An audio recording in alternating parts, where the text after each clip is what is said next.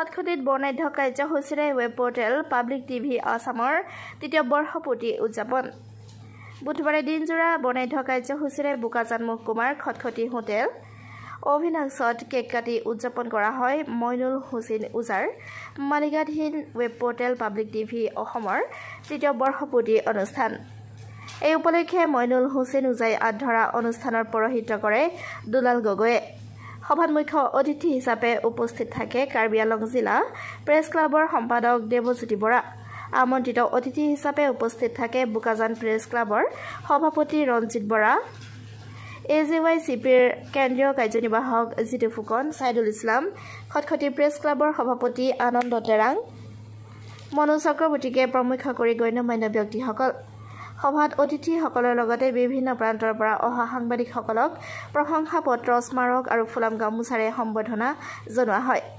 ইয়াৰ উপৰি স্থানীয় কৃতি ছাত্ৰ-ছাত্ৰীসকলক উদগনিমূলকভাৱে সম্বৰ্ধনা জনোৱা হয়।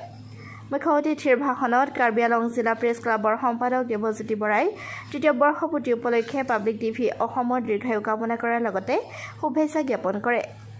অসম নাগালেণ্ড সীমান্তৰ স্পৰ্শকাতৰ ঠাইত পাব্লিক টিভি অসমৰ দৰে পৰ্টেলে এলেকাটোৰ ইতিবাচক বাতৰি পৰিৱেশন কৰিব বুলি আশা ব্যক্ত কৰে।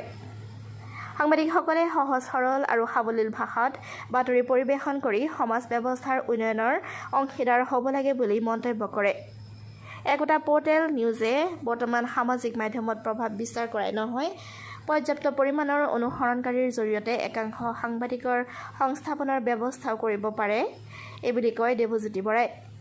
ইয়াৰ পাছত ক্ৰমে বোকাজান প্ৰেছ ক্লাবৰ সভাপতি ৰঞ্জিত বৰা, খটখটি থানাৰ উপদেষ্টা কমিটিৰ সভাপতি সুৰেশ সিং, AJYCPৰ কেন্দ্ৰীয় কাৰ্যনিৰ্বাহক জিতু ফুকনে অতি মূল্যৱান আৰু সাৰুৱা ভাষণে স্বচ্ছ আৰু নিকা সাংবাদিকতাৰ ওপৰত সাৱলীল ব্যাখ্যা আগবঢ়ায়।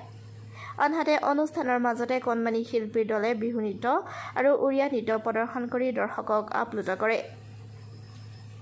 ডিফুৰ পৰা ছাইদুল ইছলামৰ ৰিপৰ্ট।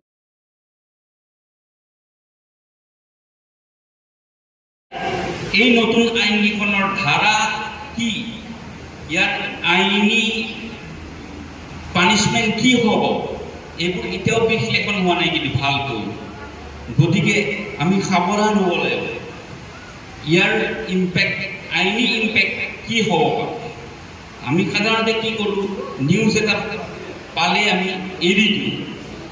এতিয়াৰ পৰা আমি সাৱধান হ'ব লাগিব। নিউজ কৰিলে, নিউজৰ কেছ হ'লে নিউজটোৰ এগেইনষ্টত কি হ'ব পাৰে। এই নতুন আইন তিনিখনে এতিয়াও আমাক পৰিচয় কৰি দিয়া নাই যে শাস্তি কি হ'ব। গতিকে সাৱধান হ'ব লাগিব।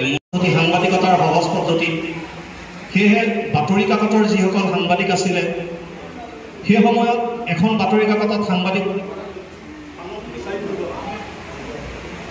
কিন্তু আজি অলপ আহোঁতে পলম হ'ল বিশেষ এটা কাৰণত। যাই কি নহওক সভাখন শেষ হোৱাৰ আগতে আমি উপস্থিত হ'বলৈ পাৰিম, তাৰ বাবে আমি নিজকে ধন্যবাদ মানিছোঁ। আৰু সকলোৰে পৰিচিত বোকাজান প্ৰেছ ক্লাবৰ